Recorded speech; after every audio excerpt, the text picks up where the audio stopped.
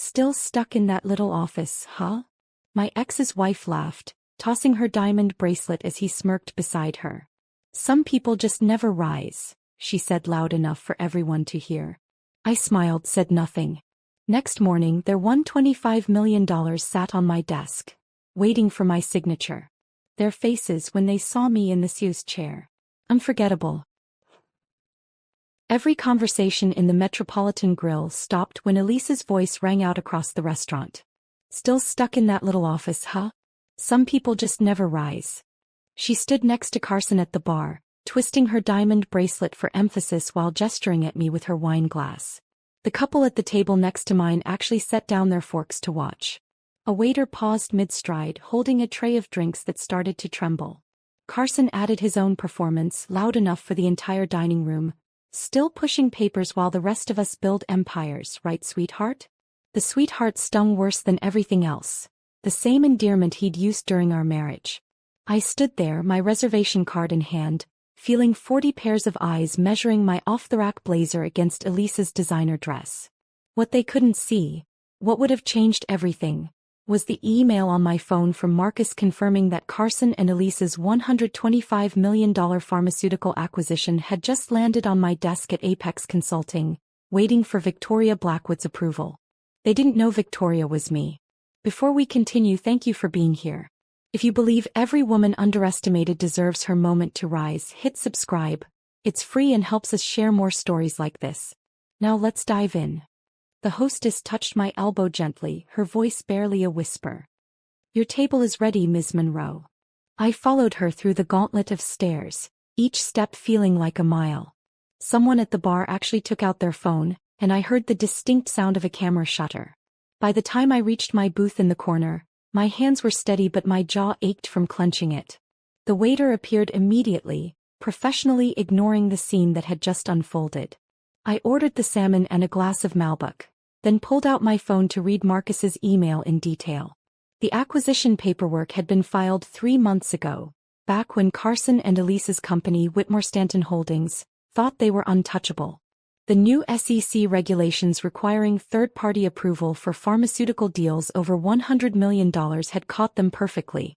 Their lawyers had selected Apex Consulting based on Victoria Blackwood's reputation for swift, discreet approvals. I almost laughed at the irony. For 8 years I'd hidden behind Victoria's name, building an empire while everyone thought I was stuck in middle management. The elaborate deception had started the day Carson told me my business ideas were cute but unrealistic. Now his entire future depended on a signature from a woman he believed was still fetching coffee for real executives. My phone buzzed. Claire texting about tomorrow's lunch plans. My younger sister worried constantly about what she saw as my dead-end career. Just this morning she'd called to lecture me about not taking breaks, about the bags under my eyes that seemed to get darker each week. I'd wanted to tell her about the 3 companies I'd saved before breakfast, about the hostile takeover I'd prevented with a strategy designed at 4 a.m. Instead, I'd promised to try to leave work earlier, knowing I'd break that promise before the day ended. The salmon arrived, perfectly seared and plated with an elegance that felt almost mocking given the circumstances. I cut into it mechanically, barely tasting anything while my mind raced through the implications of Marcus's discovery. The Whitmore Stanton deal was over-leveraged, built on projections that anyone with real experience would recognize as fantasy. They'd need extensive restructuring to avoid bankruptcy within 18 months. My phone lit up with another message from Marcus, pulled their financials. Personal guarantees from both C. Whitmore and E. Whitmore Stanton. They're all in on this. Personal guarantees. Carson had pledged his grandmother's trust fund. Elise had put up her father's real estate holdings as collateral. If this deal failed, and without my intervention they'd lose everything. The restaurant had returned to its normal hum of conversation, though I caught occasional glances in my direction. The couple who'd stopped eating to watch my humiliation were now deep in discussion, probably recounting what they'd witnessed to add drama to their evening. The waiter who'd frozen with his tray was smoothly serving tables again, though he gave my booth a wide berth. I thought about this morning how it had started like every other day for the past 8 years. My alarm at 4:45 a.m., the drive through empty Manhattan streets, the elevator ride to the 42nd floor where my real office waited, The corner suite nobody knew belonged to me. Marcus always arrived first, leaving detailed reports on my desk about companies in crisis, hostile takeovers in progress, executives desperate for help they didn't know came from me. This morning's stack had included Hartley Pharmaceuticals, hemorrhaging $3 million daily while fighting off a hostile fund. I'd spent 2 hours crafting a poison pill defense that would save 4,000 jobs. Their CEO would thank Victoria Blackwood profusely, never knowing she was actually the woman he'd walked past in the lobby, dismissing her as another anonymous worker bee. David Huang had called during my morning coffee, his voice breaking with emotion as he described his daughter Emma getting into Stanford. "She's writing her college essay about you, Ms. Blackwood. About the invisible guardian angel who saved her father's company." I'd listened through my voice modulator, wishing I could accept his repeated invitations to meet in person, to let him shake the hand that had saved Meridian Tech from corporate raiders. But Victoria had to remain a ghost. The moment anyone discovered she was actually Delilah Monroe, divorced, discarded, supposedly stuck in a little office, everything would change. The respect would evaporate. The effectiveness would crumble. So I maintained the lie, even as it meant celebrating every victory alone in my apartment with takeout and wine. The Malbec was good, better than what I usually allowed myself. I'd chosen the Metropolitan Grill tonight as a small reward after a particularly brutal week. 16-hour days had become my normal, but this week had pushed even my limits. 3 hostile defenses, 2 restructurings, and a particularly nasty proxy fight that had required me to work 37 hours straight. Carson and Elise had probably come here to celebrate their impending acquisition, confident that Victoria Blackwood's approval was just a formality. They had no idea they'd just humiliated the person who held their financial future in her hands. The same woman they'd mocked for never rising was about to show them exactly how high she'd climbed. I paid the check and gathered my things, noting how conversations paused as I walked past. The story would spread through their social circles by morning. Poor Delilah Monroe, still stuck in her little office while Carson and Elise built their empire. Let them talk. Let them laugh. Tomorrow afternoon, they'd walk into Apex Consulting's conference room expecting to meet Victoria Blackwood. Instead, they'd find me at the head of the table, CEO nameplate gleaming, their $125 million deal annotated with enough red ink to paint their future crimson. The woman they'd just publicly humiliated would be the one deciding whether their empire stood or fell. The valet stand outside held my coat while I tried to compose myself in the restaurant's mirror. My reflection showed exactly what everyone inside had seen. A woman in a department store blazer, carrying a laptop bag that had seen better days. Someone who clearly didn't belong in Manhattan's power dining scene. I touched up my lipstick with a drugstore brand, not the designer tubes Elise probably kept in her purse, and walked back through the heavy doors. The maitre d' glanced at me with something between sympathy and second-hand embarrassment. "Would you prefer a different table, Ms. Monroe? Perhaps something more private?" He meant well, but moving tables would look like retreat. I shook my head and walked back through the main dining room, where conversations had resumed but eyes still tracked my movement. Carson and Elise had shifted from the bar to a prominent table near the windows. Their group now expanded to include 2 other couples I recognized from our old social circle. Bradley Stevenson from Goldman Sachs raised his martini in mock salute when he saw me. His wife Jennifer, who used to call me for advice during her divorce, suddenly found her menu fascinating. "Delilah's here," Elise announced to their table, her voice carrying that particular frequency designed to travel. "We were just talking about the old Yale days. Remember when you were going to revolutionize corporate consulting?" She laughed and the sound tinkled like breaking glass. God, we were all so naive back then. I stopped at their table because walking past would have seemed cowardly. Up close, I could see the careful architecture of Elise's appearance. The highlights that cost more than my monthly utilities, the injectable treatments that kept her forehead unnaturally smooth, the dress that whispered money with every thread. Carson's watch was new, a Patek Philippe that probably cost more than most people's annual salaries. "Hello, everyone." My voice came out steadier than expected. "Enjoying your evening?"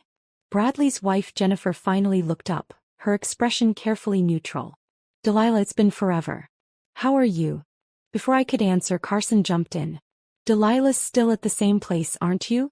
What was it, administrative services?" He turned to Bradley. "She handles paperwork for one of those small consulting shops downtown." Very stable. Very predictable. The word predictable hung in the air like a diagnosis. Bradley shifted uncomfortably while his wife studied her water glass. The other couple, names I'd forgotten, exchanged glances that suggested they'd rather be anywhere else. It pays the bills, I said simply. Elise's laugh was bright and sharp. Oh, Delilah, always so practical. Though I suppose someone has to do the grunt work, right? Not everyone can be a visionary.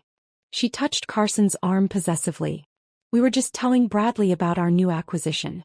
Pharmaceutical sector. 9 figures. 8 figures, Carson corrected quickly, but the damage was done. I'd seen the actual number in Marcus's email. $125 million. The need to exaggerate to perform success like a Broadway show told me everything about their insecurity. How wonderful for you both, I managed, though the words tasted like ash. You know, Elise continued, twisting her diamond bracelet so it caught the light from every angle. I was telling Jennifer earlier that we should all be grateful for our journeys. Some of us build empires, some of us support them. Both roles are important. The condescension dripped like honey, sweet and suffocating. Jennifer looked like she wanted to disappear into her chair. Bradley cleared his throat and mumbled something about needing to check with the babysitter. Absolutely, I agreed, surprising them with my calm. Everyone plays their part. Carson leaned back in his chair, the same leather squeaking sound I remembered from our dining room set, the one I'd kept after the divorce because he hadn't wanted it. You know what I always admired about you, Delilah? Your acceptance of limitations. So many people waste their lives chasing impossible dreams. But you found your level and stayed there. There's wisdom in that. Found my level. The phrase echoed in my skull while I stood there, my phone burning in my pocket with the knowledge of what was coming. Every instinct screamed to tell them the truth right then, to wipe those smug expressions off their faces with 3 simple words. I'm Victoria Blackwood. But timing was everything in hostile takeovers, and this was just another kind of acquisition. That's one way to look at it, I said. The waiter appeared with their appetizers, giving me an exit. Enjoy your dinner, I said, already turning away. Oh, Delilah, Elise called after me, loud enough for surrounding tables to hear. If you ever need a reference or anything for a better position, don't hesitate to ask. Carson has connections everywhere now. I paused, turned back with a smile that probably looked genuine from their angle. That's very generous, Elise. I'll keep that in mind. Walking to my booth felt like navigating a minefield of stares and whispers. The young couple from earlier had progressed to dessert, but they watched me pass with the intensity of people witnessing a car accident. The older businessman had returned to his phone, but I caught him glancing up as I sat down. My salmon had gone cold during the encounter, the elegant presentation now looking sad and congealed. The waiter appeared immediately, offering to have the kitchen prepare a fresh plate. I accepted, grateful for small kindnesses in a night full of calculated cruelty. While waiting, I pulled out my phone and scrolled through the full acquisition documentation Marcus had forwarded. Every page revealed another layer of Carson and Elise's desperation disguised as confidence. They'd over-leveraged everything: properties, trust funds, even future inherited assets that weren't technically theirs yet. The personal guarantees were ironclad, written by lawyers who probably assumed anyone signing them understood the massive risk involved. A text from Marcus appeared, reviewed the subsidiary contracts. They're betting everything on FDA fast-track approval that statistically won't happen. Want me to prepare the full risk assessment for tomorrow. When they'd walk into my conference room expecting to meet a ghost named Victoria Blackwood. When the woman they'd just performed this elaborate mockery for would hold their signatures in her hand like a sword over their necks. Prepare everything, I typed back. Full documentation. Every flaw, every risk, every reason this deal needs restructuring. The new salmon arrived, perfectly prepared and presented with an apologetic flourish from the waiter. This time I tasted it, letting the richness ground me in the present moment. At Carson and Elise's table, laughter erupted at something Bradley said. The sound washed over me without touching me like rain on glass. The taste of salmon lingered as I signed the check, my hand steady despite the tremor I felt building in my chest. The Metropolitan Grill's granite bar caught the light as I stood to leave, its swirled pattern identical to the kitchen island Carson and I had picked out together at a warehouse in Queens. We'd argued over the price for an hour before I'd finally convinced him it was an investment in our future. Now that same pattern mocked me from across the restaurant where he sat with Elise, planning acquisitions with money that wasn't quite theirs yet. I gathered my laptop bag and started toward the exit, taking the long way to avoid their table. But my eyes betrayed me, drawn to that granite surface where the bartender was mixing cocktails. 7 years ago, I'd spread my entire business plan across our matching granite island, color-coded folders and projection charts covering every inch. Carson had been eating Lucky Charms, the marshmallow kind he insisted on buying despite being 32 years old. A drop of milk had landed on my executive summary, and I'd quickly dabbed it away while continuing my pitch about hostile takeover defenses. Think about it, I'd said, my voice vibrating with conviction. Companies lose billions every year to hostile raids. Not because they're failing but because they're vulnerable. We could build a firm that specializes in defense strategies. Make ourselves indispensable to every mid-sized company in America. He'd set down his spoon slowly, the way someone might put down a weapon they decided not to use. His expression wasn't angry or dismissive. It was worse. He looked at me the way you'd look at a child who'd just announced they were going to be an astronaut. "Sweetheart," he'd said, and even then the endearment had felt patronizing, "you're brilliant at executing other people's visions. You have an incredible eye for detail, you're organized, you work harder than anyone I know. But creating something from nothing? That's a different skill set entirely." I'd stood there holding my laser pointer, which suddenly felt ridiculous in my hand, like a toy. "You don't think I can do it? I think you should stick to what you're good at. There's no shame in being exceptional support. Not everyone needs to be the visionary." The memory burned fresh as I stepped out into the November air, pulling my coat tighter against the wind. The valet offered to call me a cab, but I needed to walk, needed the cold to chase away the ghost of that morning and what followed. 2 months after that kitchen island conversation, Carson had attended his father's charity gala without me. I'd been home with the flu, fever so high I could barely lift my head. "Go without me," I'd insisted, not wanting him to miss the networking opportunity. He'd kissed my forehead, promised to come home early, and left smelling of the cologne I'd bought him for Christmas. He came back at 3 in the morning and he was different. Not drunk, not disheveled, just altered. Like someone had adjusted his frequency to a channel I couldn't receive. He sat on the edge of our bed, still in his tuxedo, staring at his phone with an expression I'd never seen before. "Good party?" I'd asked through my congestion. Yeah, it was enlightening." Over the next 2 weeks, Elise Whitmore's name began appearing in his sentences like scattered breadcrumbs leading somewhere I didn't want to follow. Elise thought the market was about to shift. Elise's father had connections in Shanghai. Elise understood what it took to really make it in this city. "She gets it," he'd said one night over dinner, pushing his food around his plate. "The scale of ambition required. Not everyone does." The subtext was clear. I didn't get it. I was thinking too small, dreaming too safely. My hostile takeover defense firm was a quaint idea, like a lemonade stand compared to the real estate empire Elise had been born into. Walking down Madison Avenue now, I passed the building where our apartment had been. 5th floor, corner unit, view of a small park where dogs played in the mornings. I'd found the divorce papers on that granite island 6 months after the gala, arranged neatly next to a box of my things he'd already started packing. He'd used his Yale Law connections to get everything done quickly, efficiently. Half my savings evaporated in legal fees. The apartment was too expensive to maintain alone. I'd spent my last night there sitting on the floor because he'd already arranged for the furniture to be moved to his new place with Elise. The wine glasses were gone, so I'd drunk a bottle of Corner Store Merlot from a coffee mug I'd found in the back of a cabinet. My tears had fallen onto the yellow legal pad where I was sketching out the structure for Apex Consulting, smearing the ink but not the determination behind it.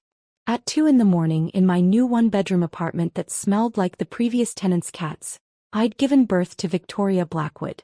Not in celebration but in desperation.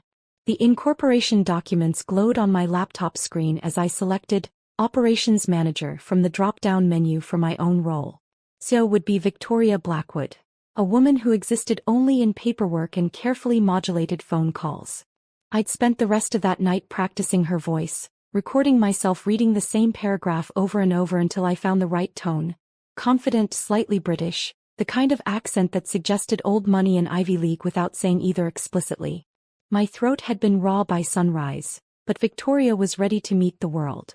The wind picked up as I turned onto my street, carrying the smell of rain and exhaust. In my pocket, my phone buzzed with another text from Marcus, but I didn't check it. I knew what tomorrow would bring. Carson and Elise would walk into my conference room expecting to meet the legendary Victoria Blackwood, and instead they'd find me. The woman Carson had dismissed at our kitchen island. The one he'd left with divorce papers and an empty apartment. The one Elise had just performed for like a circus act at the Metropolitan Grill. They thought I'd been stuck in place all these years, but I'd been building something they couldn't see. Every dismissal, every condescending smile, every public humiliation had been another brick in the foundation of something that would outlast their over-leveraged ambitions. Victoria Blackwood had been my chrysalis, and tomorrow I would finally emerge. My key turned in the apartment lock just after midnight, but sleep wouldn't come. I lay in bed staring at the ceiling, replaying every moment from the restaurant, until my alarm buzzed at 4:45 a.m. The city was still dark as I drove to the office, but my mind was already racing ahead to the meeting that would change everything. Marcus was waiting in the 42nd floor lobby when the elevator doors opened, holding 2 cups of coffee and wearing that expression that meant he'd discovered something important. He'd been with Apex for 6 months, hired after I'd saved his previous employer from a particularly vicious hostile takeover. Sharp, intuitive, and most importantly, discreet. "We need to talk," he said, following me into my office. I hung my coat and settled behind my desk, noting the unusual tension in his shoulders. "What's on your mind?" He set down a folder thick with printouts, spreading them across my desk like evidence in a court case. Financial signatures, dated emails, incorporation documents, timeline analyses. My stomach tightened as I recognized what he'd compiled. "Hartley Industries," he said, tapping one sheet.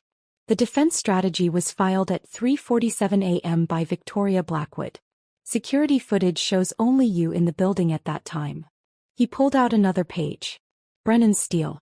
Victoria's digital signature originated from IP address 192.168.1.42, your office computer. Not the separate workstation you claim she uses. More papers. More connections. 6 months of careful observation laid out in black and white. The voice modulation software on your system. The power of attorney documents with identical legal phrasing. The fact that Victoria Blackwood has never been photographed, never attended a conference, never been seen by anyone. He paused, meeting my eyes. "You're Victoria Blackwood." The silence stretched between us. I could lie, deflect, maintain the fiction. Or I could trust the man who'd spent 6 months collecting evidence and chosen to confront me privately rather than expose me publicly. "When did you know?" I asked quietly. "Suspected after 3 weeks. Confirmed it after 3 months. Spent the last 3 months trying to understand why." He leaned forward, genuine curiosity replacing any hint of accusation. "You've built something incredible here. Why hide behind a ghost?" I pulled out the operations manager nameplate from my drawer, setting it next to my hidden CEO version. Because ghosts don't have histories. They don't have ex-husbands who dismissed their ideas or social circles that decided they weren't worth knowing. Victoria Blackwood gets respect because she's a mystery. Delilah Monroe would get picked apart because she's real. Marcus absorbed this, nodding slowly. "The hostile takeover we prevented last month. Davidson Pharmaceuticals."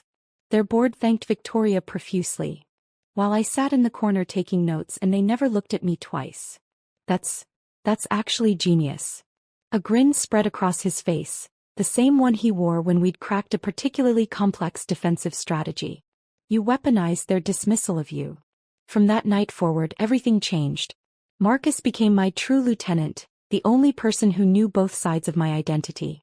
We'd work until 3 in the morning sometimes, the conference table buried under financial reports and legal documents, empty containers from his mother's restaurant scattered between laptops and calculators. "Boss," he'd say, always with that knowing grin, "Victoria's getting a call from Tokyo in 10 minutes. Need the voice modulator." We developed a rhythm. I'd handle the strategy while he managed the logistics of maintaining my dual identity. When we saved Excelsior Biotech from a hostile fund that had already acquired 30% of their shares, he brought champagne to celebrate. To Victoria, he said, raising his glass with a theatrical wink, and to Delilah. May they both continue to terrify corporate raiders. It was the first time in years someone had celebrated both versions of me, acknowledged that they were both real, both valuable. 3 months into our partnership, Marcus mentioned his mother's restaurant was struggling. Rising rents in Queens were crushing her dream, the landlord demanding 40% more despite 12 years of perfect payments. He mentioned it casually over cold pizza at midnight, not asking for help but unable to hide his worry. Send me the lease agreement, I said. Delilah, I wasn't asking. Send it. I spent the weekend restructuring her lease through a shell company Victoria controlled, negotiating with her landlord's management company which, coincidentally, I'd saved from bankruptcy 2 years earlier. They owed Victoria Blackwood a favor. The new lease locked in reasonable rates for the next decade with built-in protections against arbitrary increases. When Marcus found out, he stood in my office doorway struggling for words. My mom, she's crying. She made you empanadas. Enough for an army. She wants to know who to thank. Tell her it was a friend who believes in protecting good businesses. He crossed the room and hugged me, brief, professional but genuine. This is why you hide, I said when he pulled back. So we can help without creating obligations. Without people feeling they owe us their gratitude or loyalty. Or maybe, he said, you hide because you're scared of being seen as powerful. The observation hit closer to truth than I wanted to admit. 13 companies saved from hostile takeovers, 23 successful restructurings, billions in preserved market value.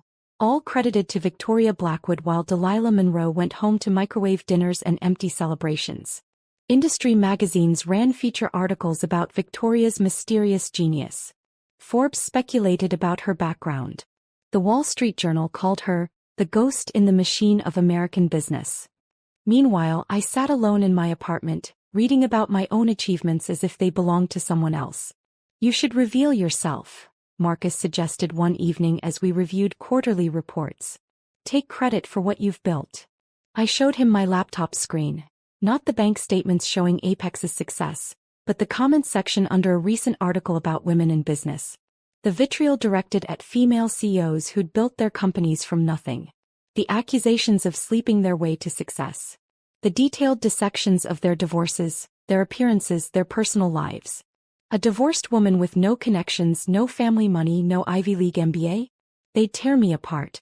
Question every deal, investigate every success, assume I had help or got lucky or worse.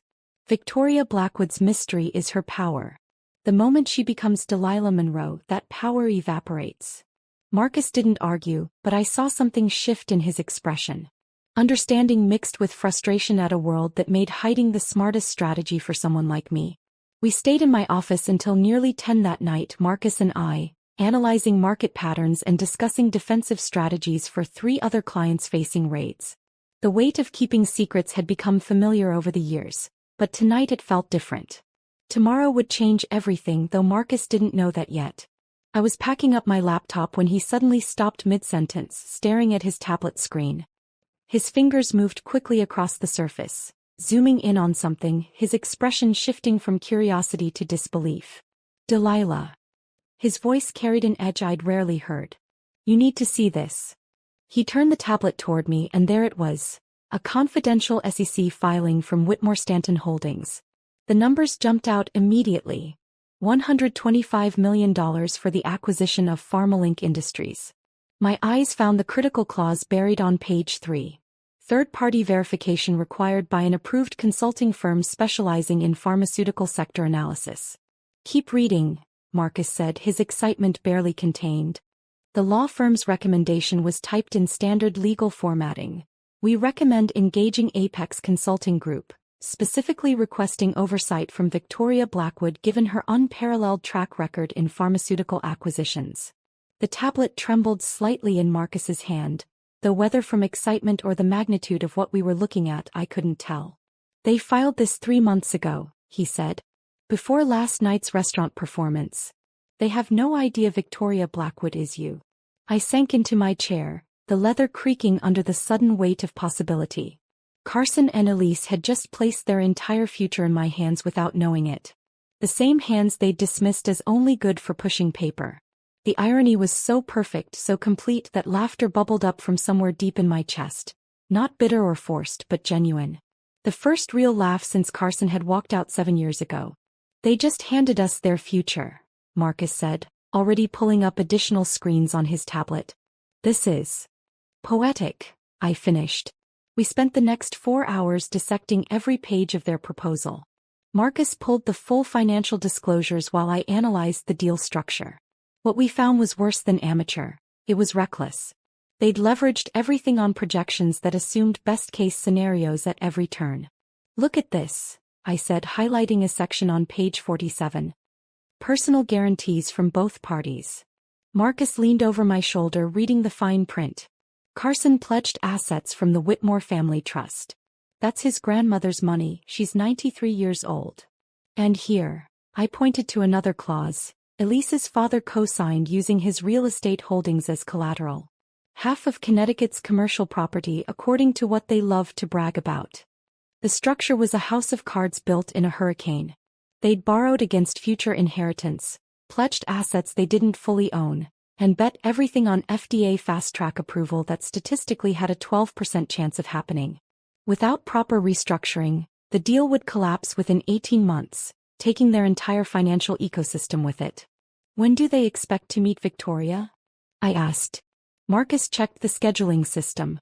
Their lawyers requested tomorrow 2 p.m. Conference room A. Tomorrow. Less than 18 hours away. I stood and walked to the window looking out at the city lights below. Each light represented someone's ambition, someone's dream, someone's carefully constructed facade. Tomorrow mine would finally fall away. We need to prepare the conference room, I said, turning back to Marcus. This needs to be perfect. We spent the next hour transforming the space into a carefully orchestrated stage. I adjusted the lighting controls myself, making their sides slightly harsher. Not enough to be obvious, but sufficient to create subtle discomfort. The executive chairs on our side were positioned for maximum authority while theirs were set just slightly lower. An old negotiation trick that created unconscious hierarchy.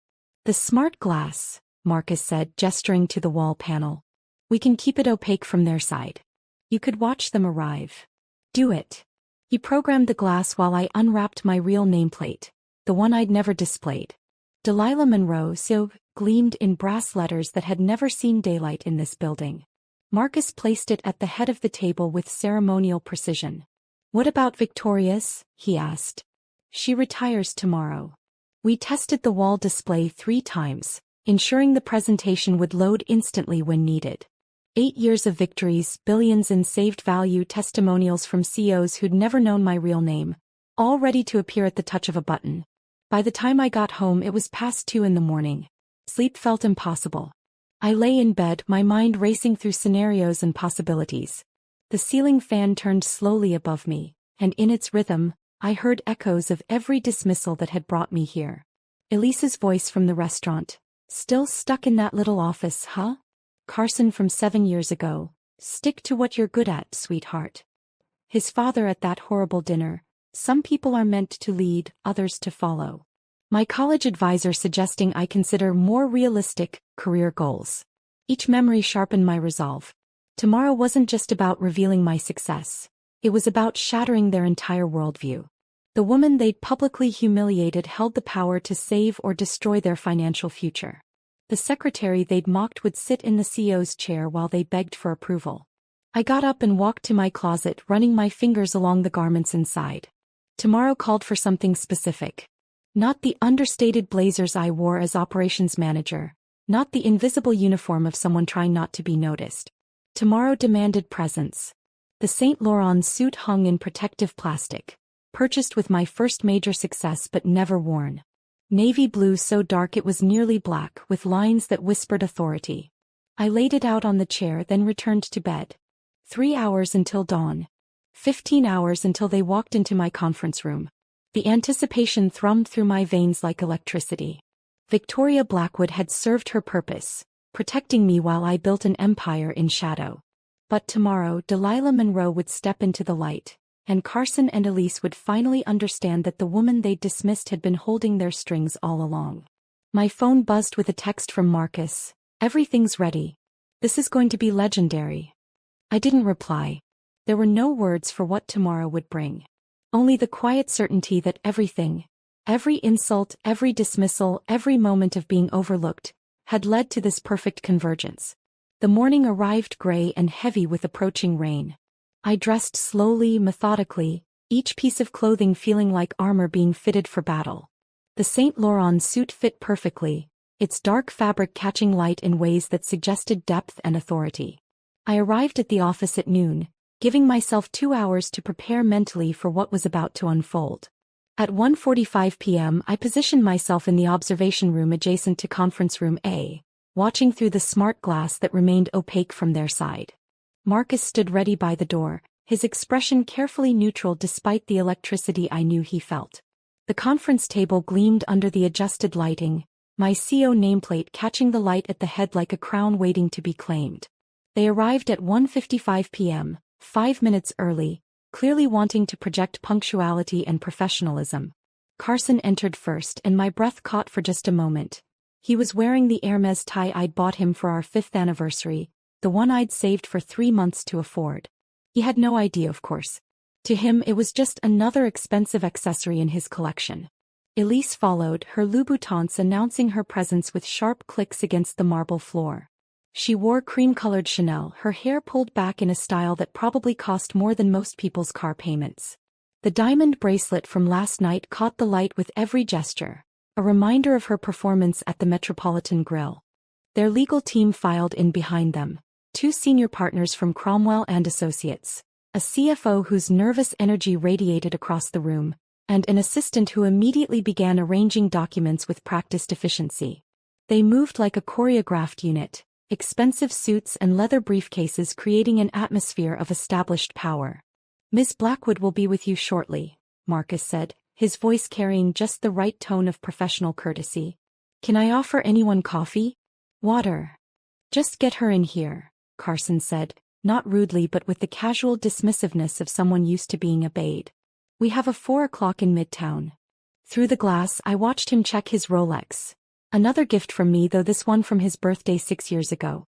The irony of him using my gifts while preparing to meet the woman he'd dismissed made my fingers tighten around my portfolio.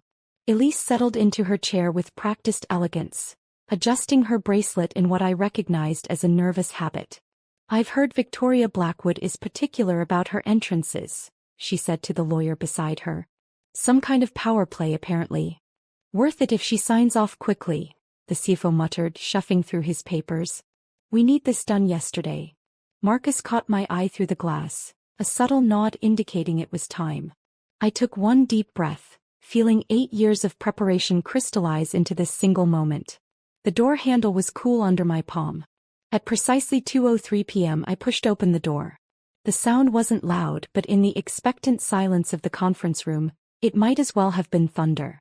I walked in with measured steps, my heels creating a rhythm against the floor. Every eye tracked my movement, confusion already beginning to cloud their expressions. I crossed to the head of the table, taking my time, letting them absorb the quality of my suit, the confidence in my posture, the deliberate way I set down my portfolio. Only then did I take my seat and look directly at each of them in turn. "Good afternoon," I said, my voice carrying clearly across the room. "I'm Delilah Monroe, CEO of Apex Consulting Group." The words landed in sequence, each one a small explosion in the carefully constructed reality they'd brought with them. Carson's coffee cup stopped halfway to his lips, the liquid trembling slightly from the sudden halt. His mouth opened but no sound emerged. Elise's transformation was more visceral. Her perfectly lined eyes widened, the carefully applied mascara making them appear almost cartoon-like in their shock. Her hand moved unconsciously to her throat, fingers finding the pearl necklace there as if it might provide some anchor to reality. "This is..." Carson started, stopped, tried again. "This is..." But the sentence wouldn't complete. His brain was trying to reconcile the woman from last night, the one he'd called sweetheart with such condescension, with the CEO sitting before him. Their CFO began frantically flipping through his notes, pages rustling like autumn leaves, as if somewhere in those documents he might find a different reality. One of the lawyers cleared his throat, started to speak, then thought better of it. "I believe you're expecting to meet with Victoria Blackwood," I continued, allowing myself the smallest smile. Victoria has been my professional alias for the past 8 years. A necessary fiction that allowed me to build this company without the burden of certain preconceptions. I nodded to Marcus, who touched his tablet. The wall display behind me illuminated with Apex Consulting's credentials. The numbers scrolled past like a verdict being read. 15 years of documented victories, $2.3 billion in protected market value, a client list that included several Fortune 500 companies, testimonials from CEOs who had never known they were thanking Delilah Monroe. Elise actually gasped, a small, sharp sound that she immediately tried to suppress. Her face had gone pale beneath her carefully applied foundation. "You're lying," Carson finally managed, though his voice lacked any conviction. "This is some kind of what?" I interrupted smoothly, pulling their contract from my portfolio. "Joke? Mistake? I assure you the only mistake here is in your acquisition structure." I opened the document, its pages annotated with red ink like a professor's corrections on a failing student's paper. My fingers found the first flag without looking. "Your valuation of PharmaLink is inflated by 30%, I said, sliding the page across the table. "You're basing it on projections that assume FDA fast-track approval, which historically has a 12% success rate for similar compounds." Carson reached for the page with unsteady hands. I pulled out the next section. "Your debt structure," I continued, showing them the calculations, "collapses in 18 months under any scenario except perfect execution. Which, given the market volatility in pharmaceutical acquisitions, is statistically impossible." The CFO had stopped searching his documents and was now staring at my annotations, his face growing paler with each line he read. "And these," I said, tapping the signature pages with my pen, "these personal guarantees you've both signed? They'll bankrupt you when this deal fails. Carson, you've pledged your grandmother's trust fund. Elise, your father's real estate holdings are on the line." "The market dynamics," Carson started, grasping for his usual corporate speak. I was ready. Marcus handed me a tablet and I pulled up 5 years of comparable acquisitions, their failure rates highlighted in stark red. "Would you like to discuss the Brennan acquisition? Similar structure, failed in 14 months. Or perhaps the Steinberg deal. They're currently under federal investigation." Elise hadn't spoken since my entrance. She sat frozen, her world visibly rewriting itself behind her eyes, the diamond bracelet she twisted so proudly last night now seeming to weigh down her wrist like a shackle. The senior lawyer from Cromwell and Associates cleared his throat, attempting to regain control of a meeting that had spiraled beyond recognition. "Perhaps we should review the terms more carefully," he suggested, though his voice carried no authority against the weight of evidence I'd laid before them. I pulled out another folder, this one containing case studies of every failed pharmaceutical acquisition that had followed their model. The Harriman deal collapsed after 11 months. The Vega acquisition, federal investigation within 6 months. Morrison Pharmaceuticals, bankruptcy in 14 months. I placed each file down like playing cards in a losing hand. "You're not following a playbook for success. You're following a manual for destruction." Carson's hands trembled as he reached for the Harriman file. His face had gone gray, aging 5 years in 5 minutes. "These weren't. We had different projections," he stammered. "Based on what data?" I asked, pulling up their financial models on my tablet. "Your growth assumptions require market conditions that haven't existed since 2019. Your regulatory timeline ignores 3 pending FDA policy changes. Your competitor analysis doesn't even mention the Korean pharmaceutical giant that's about to enter this exact market segment." The CFO's breathing had become audible, short gasps as each revelation landed. One of the lawyers was furiously typing on his phone, probably alerting senior partners about the disaster unfolding. Elise finally found her voice, though it came out strangled and small. "How long?" "How long what?" I asked, though I knew exactly what she meant. "How long have you been Victoria Blackwood?" I leaned back in my chair, allowing myself a moment to savor the question. 8 years. 8 years of being underestimated, dismissed, mocked. 8 years of building an empire while people like you assumed I was fetching coffee and filing papers. Her face crumbled, the careful makeup unable to hide the devastation underneath. The woman who'd performed my humiliation for an audience last night now sat before me, understanding that she'd been dancing for the very person who held her future. "The trust fund," Carson whispered, his voice cracking. My grandmother's trust fund. She's 93. It's all she has for her care facility. Then you should have thought about that before leveraging it on fantasies, I said, though I pulled out my revised contract. I've restructured your deal. It's survivable, barely, but only if you follow my terms exactly.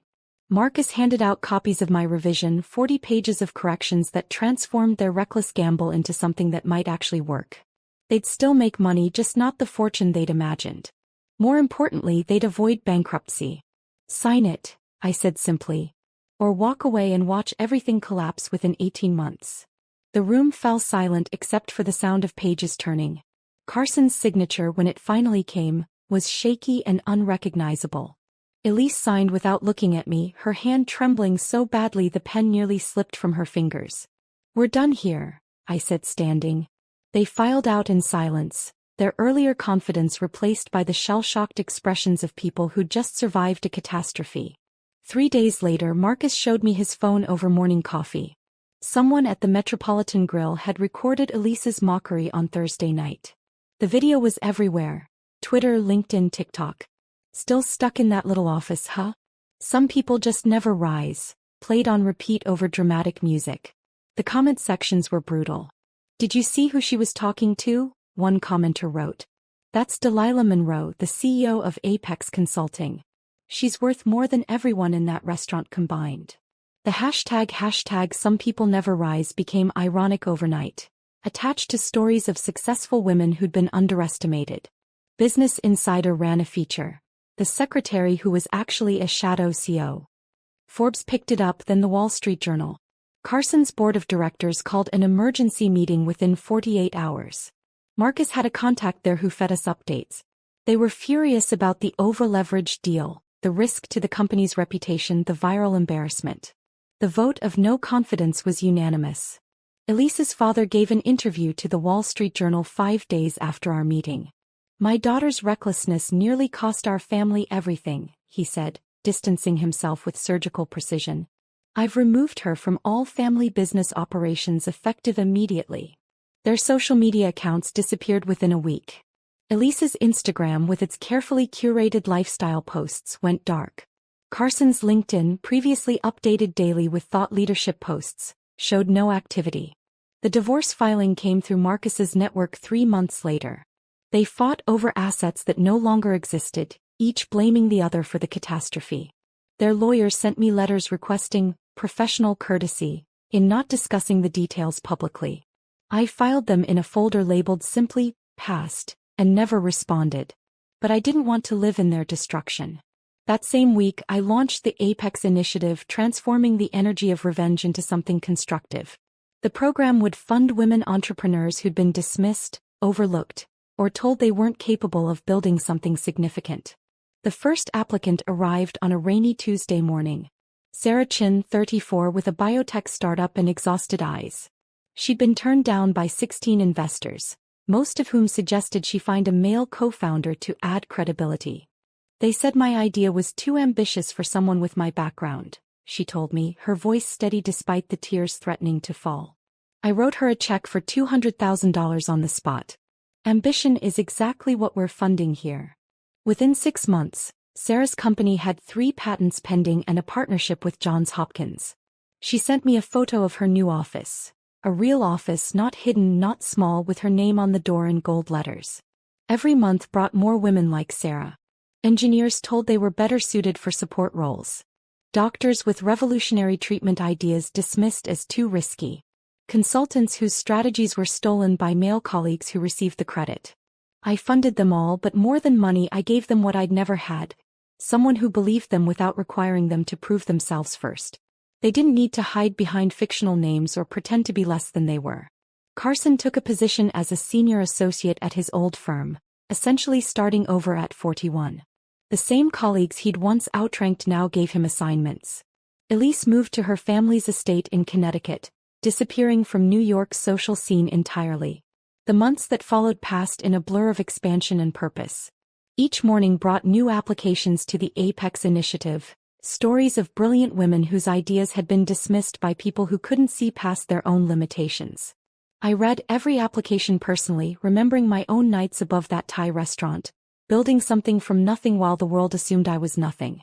6 months after the confrontation with Carson and Elise, Marcus suggested something I'd been avoiding. "We should celebrate," he said one afternoon, setting a proposal on my desk. 10 years since you incorporated Apex. Even if only you knew about the first two. The idea felt foreign. I'd never celebrated my victories, just moved on to the next challenge. But Marcus was right. The women we'd funded through the initiative deserved to see what was possible. The CEOs we'd saved deserved to gather in triumph rather than crisis. We rented the ballroom at the Meridian Hotel, the one with floor-to-ceiling windows overlooking Manhattan. The invitation list grew beyond what I'd imagined. Every company we'd saved, every entrepreneur we'd funded, partners who'd believed in Victoria Blackwood without ever seeing her face. 300 people who'd been part of this journey knowingly or not. The night of the gala, I stood before my mirror adjusting the neckline of my dress. Deep emerald green, nothing like the grays and blacks I'd worn in hiding. My nameplate for the evening read simply Delilah Monroe, founder and CEO. No qualifiers, no apologies, no ghost names anymore. The ballroom hummed with conversation when I arrived. Chandelier light caught on champagne glasses and jewelry, but more importantly, it illuminated faces I recognized from years of quiet victories. David Huang was there with his daughter Emma, now a sophomore at Stanford. Sarah Chin had brought her entire team, their startup logo proud on their name tags. Marcus stood near the podium, greeting guests with the easy confidence of someone who'd helped build something meaningful. When he saw me, he raised his glass slightly, a private acknowledgement of how far we'd come from that night. He'd confronted me with printouts and questions. "Ladies and gentlemen," he began once everyone had gathered, "I want to tell you about the most elaborate magic trick in corporate history. For 8 years, a woman built an empire while convincing the world she didn't exist. Tonight we celebrate not just Apex Consulting's success, but the revelation of the brilliant mind behind it all." He raised his champagne glass higher. "To Delilah Monroe, the woman who showed us that power doesn't need to shout. It just needs to deliver." The applause felt strange, washing over me like warm water after years of cold silence. Rebecca Chin, whose biotech startup we'd saved from a hostile takeover, took the microphone next. She spoke about second chances, about doors that only opened because someone believed in the impossible. Then Sarah stood, her voice nervous but determined. "Ms. Monroe taught me something crucial," she said, gripping the podium. "The best revenge against those who dismiss you isn't destroying them. It's building something so undeniable that their dismissal becomes irrelevant. Every woman funded by the Apex Initiative is living proof that being underestimated is just another form of competitive advantage." I was processing the weight of those words when I noticed movement near the entrance. Claire stood in the doorway, still in her teaching clothes, her face a mixture of confusion and recognition. She'd seen the news coverage then. The story had been everywhere for weeks after the video went viral. I excused myself and made my way through the crowd. She watched me approach, her expression cycling through surprise, hurt, and something that might have been awe. "Delilah," she said, her voice thick with emotion. This whole time you let me think you were struggling." "I was struggling," I said quietly. "Just not in the way you imagined." Her tears came then, angry and proud simultaneously. "Why didn't you trust me? I'm your sister. I worried about you every single day, thinking you were grinding yourself to death for nothing." We moved to the windows overlooking the city, away from the crowd's energy. The lights below sparkled like scattered diamonds, each one a story, a dream, a possibility. "I had to do it alone first," I explained, watching our reflections merge with the cityscape. "If I'd told anyone, even you, it would have changed everything. The doubt, the questions, the advice, it would have made me second-guess every decision. I needed to prove it to myself before I could prove it to anyone else." Claire was quiet for a long moment, then squeezed my hand. "You were never stuck anywhere," she said softly. "You were just building your wings in silence. For the first time in years, someone in my family truly saw me. Not the facade, not the role I played, but the actual person I'd fought to become." Later that evening, Marcus pulled me aside with an update I hadn't asked for but somehow expected. "Carson and Elise finalized their divorce last week," he said quietly. "Their lawyers are fighting over debts now, not assets. Carson had sent one email to my public address, I was wrong. 3 words, no elaboration. I deleted it unread, seeing only the preview. There was nothing he could say that would matter now. Elise had apparently disappeared to some mountain retreat in Colorado, posting vague quotes about finding yourself and new beginnings. They'd become cautionary tales in business schools, Marcus informed me. Case studies in arrogance, in underestimating competition, in the danger of dismissing people based on assumptions. But standing there in that ballroom surrounded by success stories and second chances, I realized they'd become something else too, irrelevant. As the evening wound down, I returned to my office 1 floor above the celebration. The sounds of the party filtered up through the floor, muffled but present. I stood at my window looking out at the city I'd conquered in silence.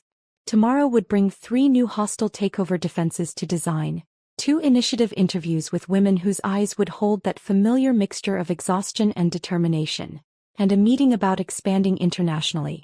My reflection in the window showed tired eyes but satisfied ones. The woman they said was stuck in a little office now owned the entire building.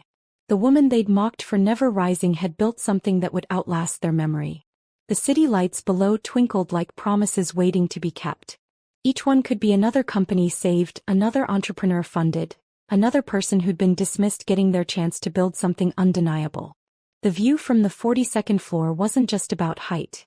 It was about perspective. And from here, the future looked absolutely unforgettable. If this story of powerful revenge and poetic justice gave you chills, tap that like button right now. My favorite part was when Delilah walked into that boardroom, owning the moment they never saw coming.